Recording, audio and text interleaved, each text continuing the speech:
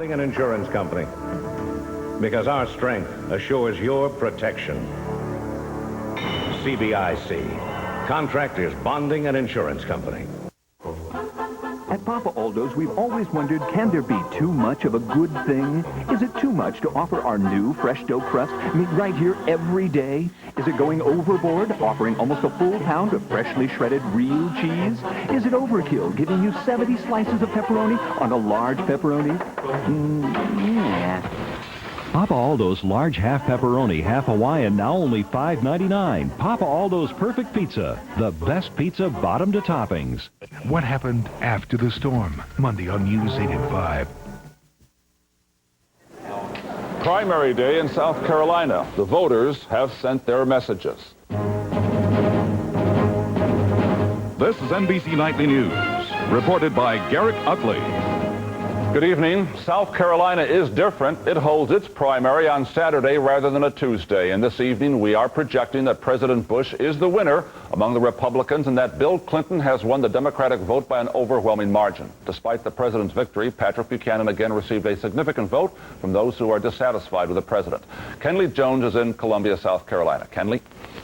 Garrick, the president benefited from the Republican Party machine here in South Carolina, led by Governor Carroll Campbell, who said he intended to bury Pat Buchanan's challenge to the president here. There appears to be impacting turnout, voting described as very light all across. Election officials had predicted a light voter turnout, although Republican voters turned out in higher numbers than expected. The economy was the big issue here. The state's unemployment rate has risen to almost 7.5%, the highest in more than 6 years. While textile industry jobs have been declining here, partly as a result of foreign competition, the state ranks high in exports of light manufacturing goods and other products. So the free trade that President Bush espouses is more popular here than the protectionism Pat Buchanan has been preaching. Clifford Short says he's sticking with Bush. George has been a pretty good president for the last 4 years. I like his policies. Buchanan's a little bit too far right-wing for me. David Duke is way out. David Duke was on the Republican ballot for the first time here, which took more votes away from Buchanan. Nevertheless, there were still a lot of people who continued to send Mr. Bush a message by voting for Buchanan. I want Mr. Bush to, I guess, get a little more conservative. I don't necessarily think he'll make the best president, but I think that he certainly sent a message. On the Democratic side, Bill Clinton was the overwhelming favorite, especially among black voters. And he impressed me as a progressive, upward mobility kind of guy who was interested in education, seeing that people go to work. Paul Tsongas did not spend much time in the state. Well, I think he's got the right balance between looking out for the economy and looking out for working people, from what I can tell. Tsongas said what he hoped to do was get about 20% of the vote here while concentrating on more delegate-rich states in next week's Super Tuesday primaries. It appears he will fall a few points short of that. Bill Clinton, on the other hand, made a major effort here, hoping that a big win would give him insurmountable momentum in those same primaries, and it appears he will get that big win. As for President Bush, it appears he will get about the same number of votes, the same percentage that he has been getting in other primaries, somewhere around 60%, which means the protest vote against the president goes on. Garrett? Kenley Jones, thank you. While voters in South Carolina were casting their votes, the three leading Democrats today focused on Super Tuesday, specifically on the important race in Florida. The topic of today's Miami debate was health care. Each of the Democrats has his own prescription for comprehensive health care reform. Yet all three found agreement on one thing. They said that if President Bush is reelected, significant health care reform will not occur. And as for the Republican contest, George Bush and Pat Buchanan are going at it. Buchanan attacking the president not attacking his opponent, at least not directly. Each man knows that when the primaries are over, they will have to make up for party unity. John Cochran shows us now what the two candidates were doing today.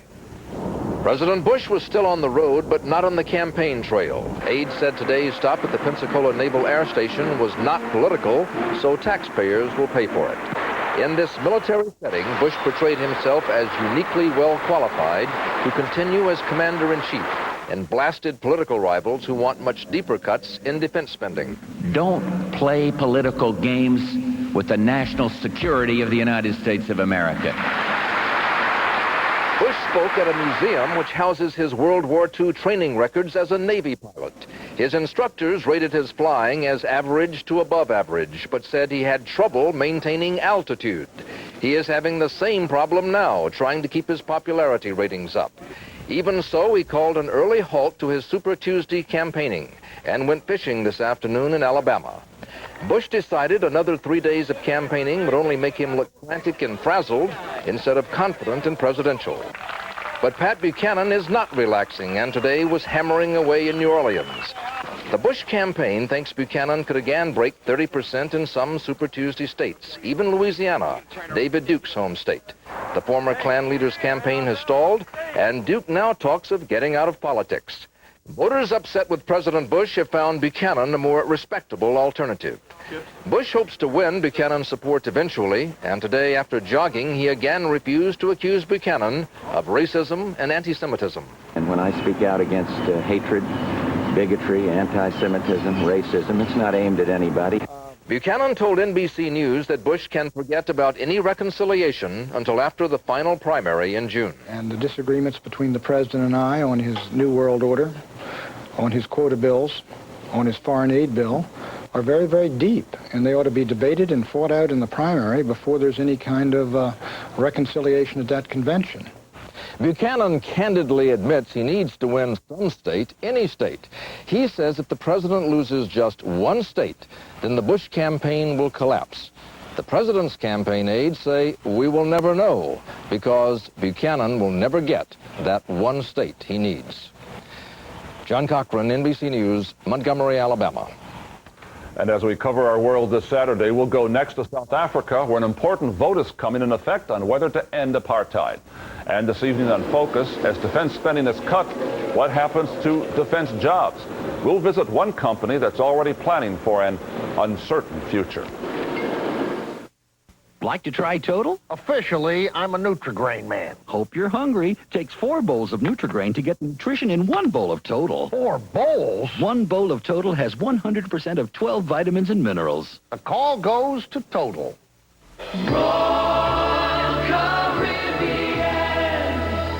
Paradise surrounds me. There's no place like this on land. Oh, my cares left behind me. The world's in my command. One cruise line has been named best in passenger satisfaction 10 years in a row. Royal Caribbean, the grand resorts of the 7 seas. Royal Caribbean. There's constipation and there's constipation. Oh, yeah. When it's this bad, take it to the max. New Maximum Relief Formula X-Lax pills with 50% more X-Lax medicine for maximum relief. Oh, yeah. Take it to the max. There's a very important vote coming in South Africa on whether to continue the efforts of President F.W. de Klerk to move towards a more democratic, non-racial society. South Africa is not there yet, and only whites will vote in this special referendum. And today there was strong opposition from a former president saying ending apartheid would be, quote, suicidal for whites. In South Africa, here's Charles McLean.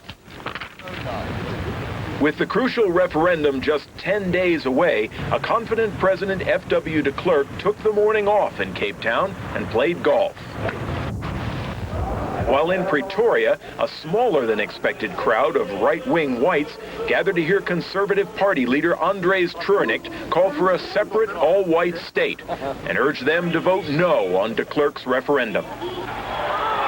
But Truenicht was upstaged by Eugene Terblanche, head of the militant Afrikaner resistance movement. Terblanche's attempt at a dramatic entrance fell flat. But he recovered his poise on stage and told the crowd that a vote against de Klerk's referendum would save South Africa from godless communism and black majority rule. We don't want to be ruled by any other race or the blacks. Never ever. Thank you.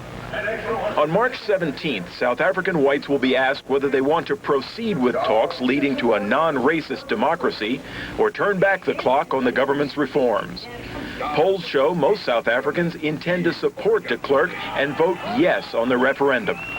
But it would be a mistake to dismiss the right wing as all talk or all show. Some militant groups are already preparing for a future civil war.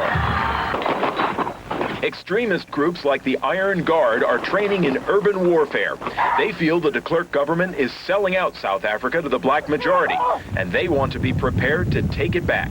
The government hands over to the blacks, and it's it. And right-wing sympathies run deep in the security forces, so it's not certain de Klerk could count on his troops in a full-scale conflict with the militant right wing. De Klerk has barnstormed the country in the last week, predicting tough new international sanctions against South Africa if he doesn't get a mandate for reform. A no vote will lead this country into chaos. But if de Klerk gets his yes vote, those who long for the old days of apartheid say they'll fight. We'll fight the hell out of them. Charles McLean, NBC News, Pretoria. Elsewhere, there was terrorism this day aimed at Israel. It happened in Ankara, Turkey, a car bombing that killed the security chief at the Israeli embassy and injured several others. 2 Islamic groups claimed responsibility. It was the second attack against Jews in Turkey in less than a week.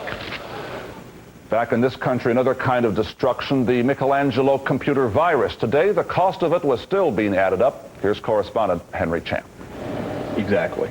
Michelangelo didn't strike with the vengeance some expected, but tell that to computer users who were hit.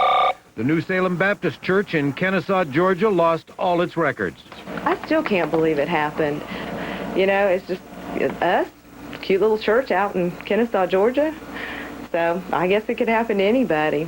And it did, stripping this accountant's files. I got this very sick feeling in my stomach that what was happening was the Michelangelo virus. And it struck other customers at that Chicago computer store. Michelangelo destroys everything, and we still don't know how those customers of ours got it. Most of Friday's victims were small companies and individual users. It is estimated Michelangelo attacked several thousand American users, but an exact count will be difficult. Most were small businesses, and some told NBC they wouldn't publicly announce they had been caught. As one said, I don't want to be known as Dunce of the Week.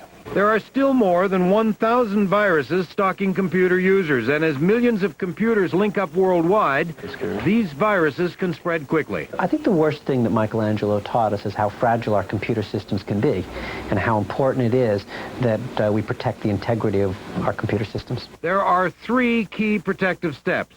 Periodically scan for viruses using a reliable program. Never use pirated software, and put irreplaceable information on backup disks. Michelangelo is very real, and I'll be backing up. And we also ordered some scanning equipment to look for viruses. Take it from someone who was caught. Henry Champ, NBC News, Washington. We want to follow up on this now, and with us in Washington is Dr. David Stang, an expert on computer viruses. Good evening, sir. A lot of people heard some would say the hype on this virus. Was it exaggerated? Well, I think it was a good thing that we had warnings. People were able to take action. But some of the claims of the number of infected machines seemed high to me. One number I heard suggested we had 1 in 10 machines infected. I think the number was probably closer to 1 in 10,000, and probably 1 in 100,000 was actually hit on March 6th. I think a lot of people are asking the question, do the makers of those programs which detect viruses, have they been making a profit on this? Well, certainly. There have been a huge number of sales of antivirus products in the last few weeks. But whether it's profiteering or not, I'm not so sure. I think the message does need to reach the folks using computers that viruses are out there, the problems are getting worse, and they need to do something about it. So I don't begrudge any of those who gave us early warnings, even if it was kind of a bust. Now, the viruses are there. We heard Henry Champ saying there are 1,000 or more. How serious are they? How fast does a computer virus actually spread? Well, a virus can spread from one file to another in maybe 1/8 of a second. Can spread to a floppy disk from your computer in the time it takes to do a directory of that floppy. But to get from one computer to another may mean the transfer of a floppy from that machine to the other machine. And to get out of the building, it takes longer. So most of the viruses we have today are 2 or 3 years old, the ones that are common that we need to worry about. But they can catch up with you. David Stang, thank you very much for being with us today from Washington. And in a moment, facing defense cuts in this nation. When you are a defense worker, what do you do? Does your washing machine like to dance? When it gets unbalanced, does it strut its stuff instead of cleaning yours? What you need is a strong, silent type, the Frigidaire Horizon 2000. Unlike some washers, it adjusts to unbalanced loads and keeps on running. Frigidaire, clean clothes without the song and dance. And now get up to $75 cash back on built-to-last appliances from Frigidaire. You rode the same rides, ate the same junk, got the same heartburn. But his antacid's different from yours. His Tums has calcium. Most antacids don't. Regular Rolaids uses an aluminum salt. This uses aluminum and magnesium. So does this. Of all these, only Tums helps wipe out heartburn and gives you calcium you need every day. Something my body needs anyway. I like that. Calcium-rich Tums. Hello. I'd like to talk to you about an invisible problem. The invisible bacteria that cause nasty denture odor. Fortunately, antibacterial Effident not only cleans the stains you can see, it kills the odor-causing bacteria you can't for clean, fresh dentures. So while the problem may be invisible, the solution is clearly evident. Darling, we're on TV. Antibacterial Effident cleans what you can see and what you can't. On Focus this evening, the topic is money, the price of the peace dividend. With the Cold War over and big cuts in defense spending coming, we're only beginning to understand what this is going to mean for civilian workers who depend on military contracts for their jobs. The fact is, much of our nation's industry is supported by the business of war. And Jeff Madrick takes us now to one defense contractor which sees what is coming down the road and is doing something about it right now. This is the shipyard of the Bath Iron Works on Maine's Kennebec River, birthplace to J.P. Morgan's yacht, the Corsair, in 1930, a fleet of World War II destroyers, and the frigate, the Samuel B. Roberts, which hit an Iranian mine in the Persian Gulf in 1988. Captain Paul Rinn credits Bath's workmanship for keeping his ship afloat. When you're caught in a very difficult situation where your ship is damaged, somewheres on the oceans of the world, 8,000 miles from home, and you're in a life and death situation, it does make the difference between life and death. And this is the start of a new workday at Bath for thousands who now wonder how many more new days there will be. Bath is down to its last major defense contract, the Aegis destroyers. 2,000 workers have been laid off in 2 years. Union official Jim Mackey says most of them can't find other work. The problem here is that there's no bottom to this well, and the workers want to see something besides gray hulls in here. They'd like to see some commercial work. They'd like to see some diversification to maybe give a base to have something to believe in. We have a group of about a dozen people who are meeting and taking a look at what the company's strengths are.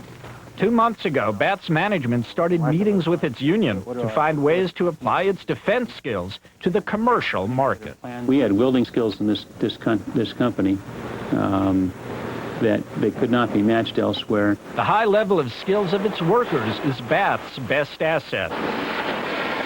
Perhaps highest on the list of new possibilities, a state-of-the-art long-distance ferry for vacation travel. We think our duty is to not maximize the use of the physical plant, but rather maximize the number of people that are working here. We want to build a more complicated ship. We want to build a more dense ship. We want to build a more high-value ship.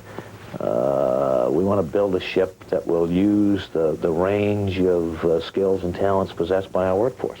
The state of Maine, hard hit by the recession, is watching Bath's transition closely. Bath Iron Works is one of the 4 legs holding up the table that holds the whole state economy together. It's the single biggest employer in Maine and is a critical part of the entire workings of the state economy. Bath Iron Works pays 1/3 of the property taxes for the city, employs 10,000 people, a payroll of $325 million. But maybe more important are the indirect benefits to the economy, for everything from banks to restaurants to the local health care. But no one will be watching as closely as the workers themselves. Charles Kane's father worked at Bath, and now so does his son. What would Maine be without the Bath Iron Works? Nothing. Nothing. Wasn't Bath Iron Works, it wouldn't be nothing in the state of Maine. It certainly wouldn't be a Bath, that's for sure. Charlie Kane says if he gets laid off, he's going to Florida to retire. He had 25 good years out of the company. His son's future will depend on how well Bath converts to its new world. Jeff Madrick, NBC News, Bath, Maine. And we'll be back with more news.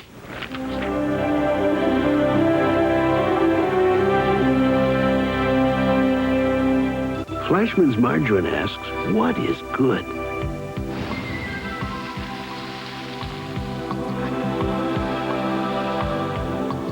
Fleischmann's Margarine.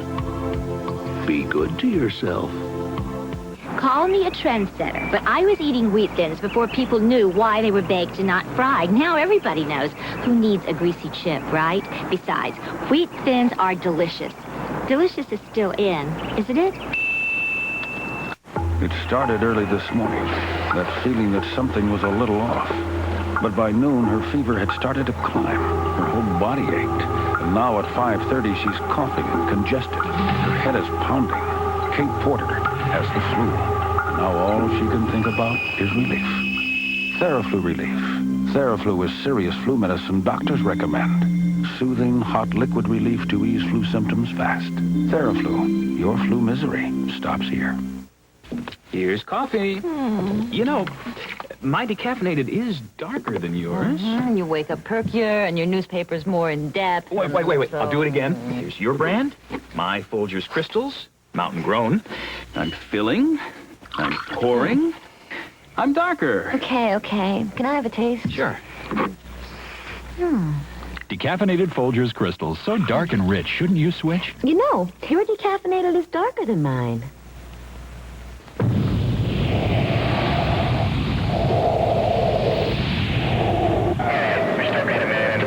To protect the lives of firefighters, DuPont developed a remarkable fire-resistant fiber for their clothing called Nomex. But perhaps even more remarkable is how it protects those who never even wear it. At DuPont, we make the things that make a difference.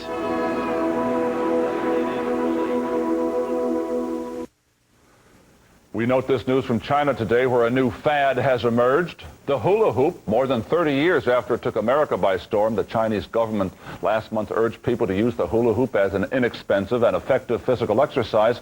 But it seems a number of people have been admitted to hospitals with intestinal injuries due to all the twisting. So today the Chinese government told people to ease up and not use the hula hoop just after they've eaten. Well, time now to look at some of the stories that made news this past week. There were mixed economic signals. The good news, 164,000 jobs were added to the nation's payrolls, many in retailing. The bad news, unemployment rose to its highest level in 7 years. Some in Congress may be fighting for their jobs. The House Ethics Committee called for naming the names of 24 lawmakers who repeatedly wrote bad checks on their House bank accounts. In Virginia, Dr. Cecil Jacobson was found guilty of fraud and perjury. He used his own sperm to make patients pregnant and used hormones to make others think they were pregnant. Steve Allen Butler was granted his wish this week. A Houston judge said Butler could be surgically castrated for raping a 13-year-old girl instead of having to go to prison. Senator Bob Kerrey called it quits in his presidential campaign. He did poorly in primaries and caucuses and was $1 million in debt. And for Ryan Sandberg, the issue was also money, lots of it. The Chicago Cubs second baseman will make more than $7 million a year, a record contract, at least for this week. And this week also marked a special anniversary.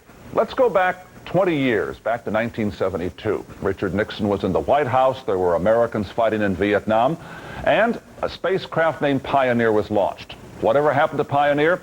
Well, it's still out there, and it's still working. Here's our science correspondent, Robert Bazell. This is an artist's conception of the Pioneer 10 spacecraft heading out into the vacuum of space. And here is the actual signal it is sending back to Earth. Pioneer is now so far from the Earth that the signal traveling at the speed of light takes 7.5 hours to reach us. Pioneer 10 is the furthest man-made object from the Earth.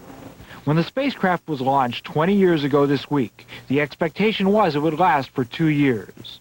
Scientists at NASA's Ames Research Center held a birthday party this week to celebrate the spacecraft's longevity. In 1973, Pioneer 10 visited Jupiter, sending back the first photos of that planet and its moons. From there, it headed out on its present course, first gathering data on the sun and now taking measurements beyond the orbit of the farthest planet.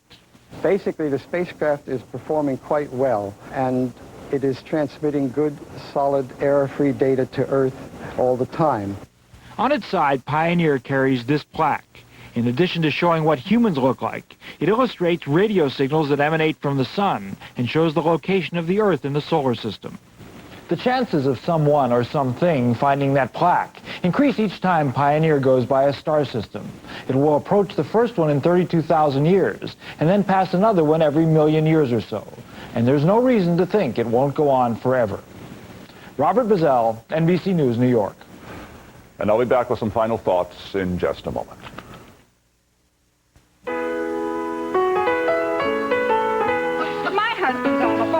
Going to Spain. Maine to California. Oh, God. People just like you. Win thousands, win millions. Out of the blue. Miracles can happen for you. Holy cow. Publishers Clearinghouse. The house where dreams come true. In 1908, one of the favorites in the great New York to Paris race was a motor car built by Siemens. That was then. This is now. Today, Siemens builds over 700 automotive products, from fuel injectors and microprocessors to halogen headlights. Siemens, creating technologies to keep America and the world moving in the right direction. Siemens, precision thinking. Why are you getting your oil changed at a GM dealership? The fast or free guarantee. Fast or free? Yep. Takes 29 minutes or less, or my next one's free. Gotta go now. And Earnhardt's back in record time. See your Mr. Goodwrench Quick Lube Plus dealer. Come in for a Mr. Goodwrench Quick Lube Plus oil change, and you could win one of 21 GM vehicles. There's millions of prizes.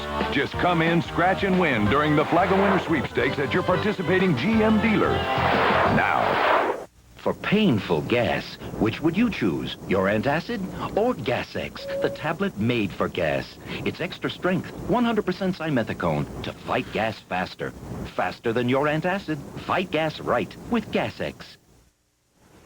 And finally this evening, Stephen Allen Butler, and a question of making the punishment fit the crime. As we saw just a moment ago, a judge in Houston, Texas this week granted Butler's request that he be allowed to undergo surgical castration rather than face charges of rape. The theory behind the operation is that the man's sexual drive will be diminished, and therefore he will no longer be a threat to society. Well, we're certainly getting into some important questions here. We may not yet have the answers, but consider this. Is surgical castration a punishment, or is it rather a means to keep Butler from committing the same crime again? After the operation, Butler will lead an otherwise normal life, although on probation. If it is punishment, critics ask, do we then follow the inevitable logic and cut off the hands of pickpockets? Islamic law already provides for that. Is that really the way we want to go? And if so, where do we stop? And finally, should someone who has committed a crime be allowed to choose his or her punishment? Butler, who has a wife and a child, is certainly not getting off easy, but he sees his sentence as better than going to prison. There are those who will say that there's a certain justice in how this punishment fits this crime. Perhaps. But before it becomes standard operating procedure, we might just pause and think at where it could take us. And that is our look at our world this day. Join us tomorrow morning for Sunday Today, followed by Meet the Press. I'm Garrett Utley.